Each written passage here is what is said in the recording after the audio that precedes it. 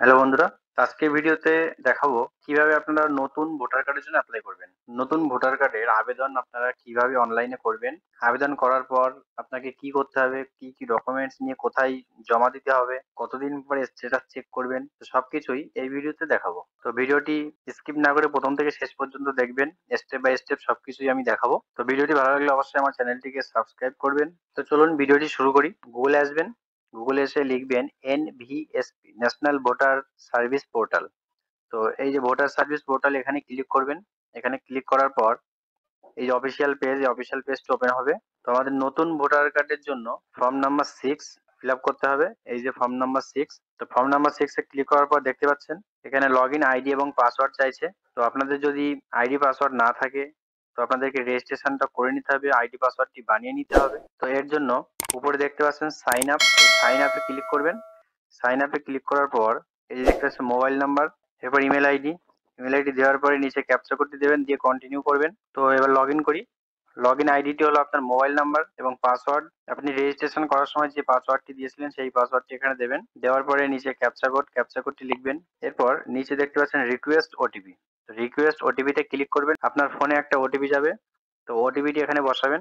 ওটিপিটি বসানোর পরে নিচে দেখতে পাচ্ছেন ভেরিফাই অ্যান্ড লগ ইন, এই ভেরিফাই অ্যান্ড লগ ইনে ক্লিক করবেন। ক্লিক করার পর দেখতে পাচ্ছেন লগ ইন হয়ে গেছে। তো এবার আমরা ফর্ম নাম্বার 6 এটি ফিল আপ করবো। ফর্ম নাম্বার 6 এ ক্লিক করবেন। ক্লিক করার পর আমাদের ফর্মটি ওপেন হবে। এই যে ফর্মটি ওপেন হলো, তো এখান থেকে আমাদের সবকিছু ফিল আপ করতে হবে। তো প্রথমে স্টেট, আপনি স্টেটটি সিলেক্ট করবেন। সিলেক্ট করার পরে ডিস্ট্রিক্টটি চুজ করবেন। এরপর অ্যাসেম্বলি, মানে আপনার বিধানসভা কোনটা সেটা এখান থেকে সিলেক্ট করে নেবেন। তো আমি সিলেক্ট করলাম। এরপর ফার্স্ট নেম, কিন্তু এখানে ক্লিক করলে ক্লিক হবে না। উপরে দেখতে পাচ্ছেন নেক্সট, এই নেক্সট এ ক্লিক করবেন। নেক্সট এ ক্লিক করার পরে আপনি এখানে নিচে কিছু লিখতে পারবেন। তো এখানে ফার্স্ট নেমটি এখানে লিখবেন, আবেদনকারীর নাম। তো আবেদনকারীর নামটা লেখার পরে নিচে দেখতে পাচ্ছেন একটা ঘর আছে, এখানে অটোমেটিক দেখুন বাংলা নামটি চলে আসবে। যদি আপনার বাংলা নামটি ভুল হয় বা বানান ঠিকঠাক না থাকে, তো ডান দিকে দেখতে পাচ্ছেন একটা কিবোর্ডের অপশন, এখানে ক্লিক করবেন। এখানে ক্লিক করলে আপনার বাংলা কিবোর্ড ওপেন হবে। তো এখান থেকে আপনি আপনার নামটি কারেকশন করে নিতে পারবেন, বাংলা নামটি। তো আমি ঠিক করে নিচ্ছি নামের বানানটি। এখান থেকে সিলেক্ট করবেন প্রত্যেকটা অক্ষর, বাংলা অক্ষর এবং আকার হস্যিকা সবকিছু এখানে পাবেন। এরপরে সারনেম, টাইটেলটি এখানে লিখবেন। টাইটেলটি লেখার পরে নিচে দেখতে পাচ্ছেন অটোমেটিক নামটি চলে আসবে। এরপর আপনার ফটো আপলোড করতে হবে পাসপোর্ট সাইজের। ফটো সাইজটা এখানে বলে দিয়েছে, colour passport size 4.5 cm into 3.5 cm এবং 2 MB এর মধ্যে জেপিজি ফাইল। চলুন ফটোটি আপলোড করে দিই। তো এখানে চুজ ফাইলে ক্লিক করবেন। চুজ ফাইলে ক্লিক করার পরে ফটোটি যে অপশনে আছে সেখান থেকে সিলেক্ট করে নেবেন। নেওয়ার পরে এই যে ফটো ওপেন হবে, এটা সাইজ করে নেবেন। সাইজ করার পর নিচে সেভ বাটনে ক্লিক করে দেবেন। Human face detected successfully. ফটোটি আপলোড হয়ে গেছে। আপনার ফটোটি যে নামে সেভ করা ছিল সেই নামটি এখানে। এরপর পরের স্টেপ দেখতে পাচ্ছেন name and surname of relative, মানে আপনার রিলেটিভের যে কোনো একজন নাম দিতে হবে। সেটা আপনার বাবা, মা, হাজবেন্ড, ওয়াইফ, মানে আপনার ভোটার কার্ডে গার্জিয়ান হিসেবে যার নামটি থাকবে সেটি এখান থেকে সিলেক্ট করতে হবে। তো সেই হাজবেন্ডের নামটি এখানে লিখতে হবে। ফার্স্ট নেমটি এখানে লিখবেন। ফার্স্ট নেমটি লেখার পরে নিচে বাংলা চলে আসবে, বাংলা বানানটি যদি কোনো সমস্যা থাকে এটি এই কিবোর্ড থেকে বাংলা বানানটি ঠিক করে নেবেন। এরপর টাইটেলটি লিখবেন। টাইটেলটি লেখার পরে বাইরে ক্লিক করবেন, করলে বাংলা নামটি অটোমেটিক চলে আসবে। এরপর আবার নেক্সট এ ক্লিক করে পরের স্টেপ হলো কন্টাক্ট ডিটেলস। এখানে আপনার মোবাইল নাম্বারটি দেবেন। সেলফ না রিলেটিভের মোবাইল নাম্বার সেটি সিলেক্ট করবেন। মোবাইল নাম্বারটি লিখলাম সেলফ দিয়ে। তো লেখার পরে ইমেল আইডি, যদি ইমেল আইডিটি আপনি দিতে চান তো দিতে পারেন, না দিলেও কোনো সমস্যা নেই। তো আমি ইমেল আইডি দিচ্ছি। ইমেল আইডি লেখার পরে নিচে আবার দেখতে পাচ্ছেন ডান দিকে নেক্সটে ক্লিক করে আমরা পরের স্টেপে চলে যাব। পরের স্টেপ হলো আধার ডিটেলস।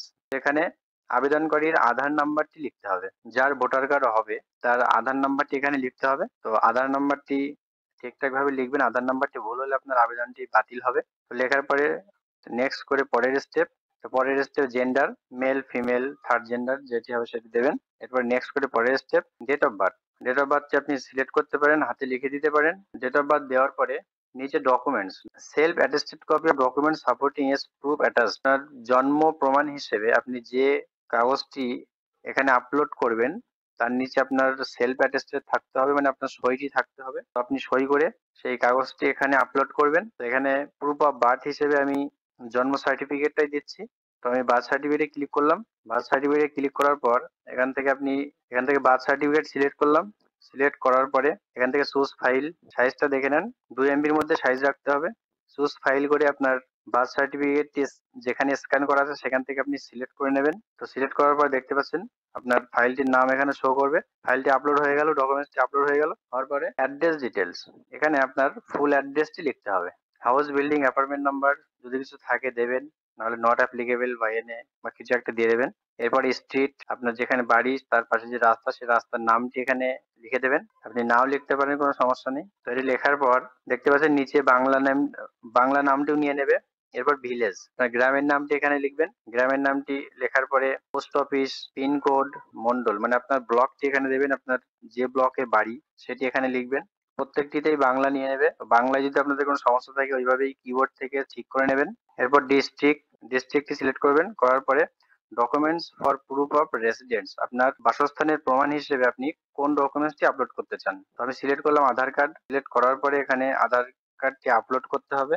তো আধার কার্ডটি আপলোড করলাম। আধার কার্ডটি আপলোড করার পরে এই যে দেখতে পাচ্ছেন নামটি শো করেছে, মানে আপনার ফাইলটি আপলোড হয়ে গেছে। এরপর নেক্সট করে পরের স্টেপে চলে এলাম। পরের স্টেপে ক্যাটাগরি অফ ডিসেবিলিটি, মানে আপনার যদি শারীরিক কোনো অক্ষমতা থাকে তো ওখানে লিখতে হবে, না থাকলে স্টেপটি ছেড়ে দিন। নেক্সট করে পরের স্টেপে গেলাম। এরপর the details of family member already included in the elector roll, আপনার ফ্যামিলি মেম্বার একজনের নাম দিতে হবে, যার অলরেডি ভোটার কার্ড আছে তার নামটি এখানে লিখতে হবে। আমি উপরে যে নামটি লিখেছিলাম রিলেটিভের ওখানে, সেই সেম নামটি আমি এখানে দেবো। হাজবেন্ডের নাম, যিনি অ্যাপ্লাই করছে তার হাজবেন্ডের নামটি এখানে দেবো। তো নামটি লিখবেন। নামটি লেখার পরে রিলেশনশিপ উইথ অ্যাপ্লিক্যান্ট, সেখান থেকে সিলেক্ট করে নেবেন রিলেশনটা, আবেদনকারীর সাথে এনার সম্পর্ক কি। আমি যেহেতু হাজবেন্ডের নামটি উপরে দিয়েছিলাম রিলেটিভের ওখানে, এখানেও হাজবেন্ডের নামটি দিলাম।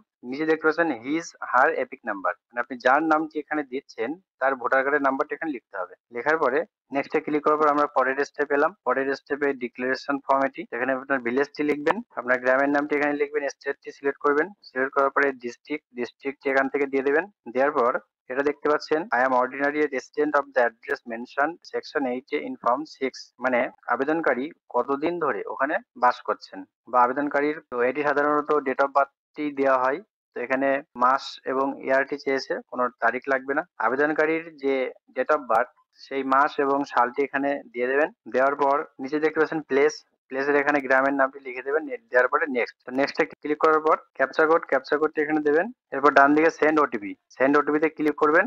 আপনার মোবাইল নাম্বারে একটা ওটিপি যাবে। তো কোন নাম্বারে ওটিপি যাবে এখানে দেখতে পাচ্ছেন, সেন্ড ওটিপির নিচে আপনার মোবাইল নাম্বারটি শো করবে। তো ওই নাম্বারে একটা ওটিপি যাবে, সেই ওটিপিটি এখানে বসাতে হবে। বসানোর পরে প্রিভিউ এন্ড সাবমিটে ক্লিক করবেন। তো আপনার ফর্মটি এখানে দেখাবে, আপনি একটু নামটা মিলিয়ে নেবেন, সবকিছু ঠিকঠাক লিখেছেন কিনা মিলিয়ে নেবেন। নেওয়ার পরে এই সাবমিট বাটনে ক্লিক করবেন। ক্লিক করার পরে are you sure to want submit this form, এখানে ইয়েসে ক্লিক করবেন। ক্লিক করার পর দেখতে পাচ্ছেন আপনার রেফারেন্স নাম্বারটি এখানে দিয়ে দিয়েছে। এই নাম্বারটি দিয়ে আপনি পরবর্তীকালে স্ট্যাটাস চেক করতে পারবেন। বাঁদিকে দেখতে পাচ্ছেন ডাউনলোড অ্যাকনলেজমেন্ট, এখানে ক্লিক করবেন। এখানে ক্লিক করার পর আপনার ফর্মটি ডাউনলোড হয়ে যাবে। তো এই ফর্মটি ডাউনলোড করে নেবেন, ডাউনলোড করে প্রিন্ট আউট করে নেবেন। এর সঙ্গে আবেদনকারীর সমস্ত ডকুমেন্টস এবং আবেদনকারী যে রিলেটিভের নাম দেওয়া ছিল তার ডকুমেন্টস, তার ভোটার কার্ডের জেরক্স সবকিছু জেরক্স করে আপনার নিকটবর্তী আপনার যে বিডিও অফিস, সেই বিডিও অফিসে ভোটার কার্ডের দপ্তরে গিয়ে ফর্মটি জমা করে দেবেন। তো আবেদনটি জমা করার পরে 10 দিন 15 দিন আপনি আপনার স্ট্যাটাসটি দেখতে পারবেন।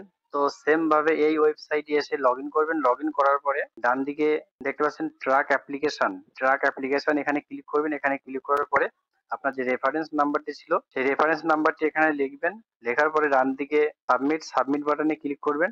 তো সাবমিট বাটনে ক্লিক করলেই আপনার নাম, অ্যাড্রেস সবকিছু এখানে শো করবে এবং আপনার ফর্মটি কি অবস্থায় আছে, কতদূর গেল, আপনার রিজেক্ট হলো কি অ্যাপ্রুভ হলো, কিংবা এখনো হতে কতদিন সময় লাগবে, কিংবা আপনার ভোটার কার্ডটি হয়ে গেলেও এখনো প্রিন্ট হয়েছে কিনা সেটি এখানে শো করবে। তো বন্ধুরা, এই ছিল আজকের ভিডিওটি ভালো লাগলে লাইক এবং শেয়ার করবেন এবং এই ধরনের ভিডিও আরো পেতে আমার চ্যানেলটিকে অবশ্যই সাবস্ক্রাইব করবেন।